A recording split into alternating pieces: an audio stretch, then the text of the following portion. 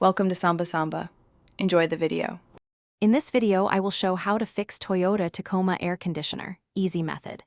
Start by confirming battery health and fuses, then test the compressor clutch engagement with the engine running. If the compressor does not engage, check the relay and wiring for continuity.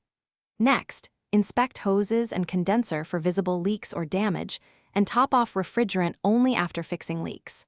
Finally, verify cabin airflow and blend door operation before finishing.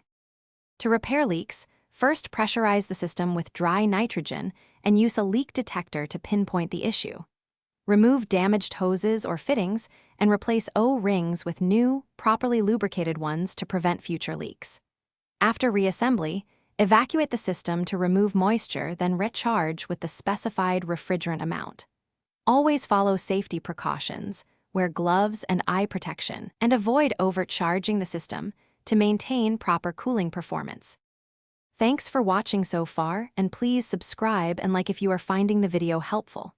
Quick recommendation: I often keep a compact reader nearby while working, like the Kindle Paperwhite for service manuals and wiring diagrams. It makes referencing easier. Check the description for the link and other deals that can help your DIY projects, and remember, I appreciate your support. Now let's get back to the video. If the compressor is the culprit, start with electrical checks before replacing the unit, as many failures are wiring related. Measure clutch coil resistance and confirm the relay and pressure switches are functioning. Repair corroded grounds and secure loose connectors that can prevent engagement.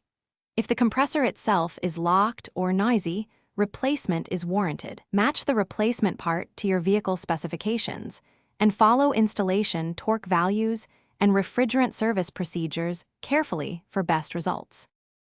Thanks for watching. Consider subscribing if we helped you.